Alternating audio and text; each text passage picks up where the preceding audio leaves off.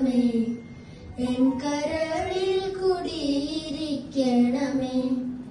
എന്റെ പാദം ഇടാതിരിക്കുവാൻ എന്റെ മുന്നിൽ കൃപ ചൊരിയണമേ. പൂവിലൂറുന്ന പുഞ്ചിരി നീയല്ലോ, പുസ്തകം തരും ജ്ഞാനവും നീയല്ലോ. മാടവും പണിമാടവും തുല്യമായി തരും ശക്തിയും നീയല്ലോ.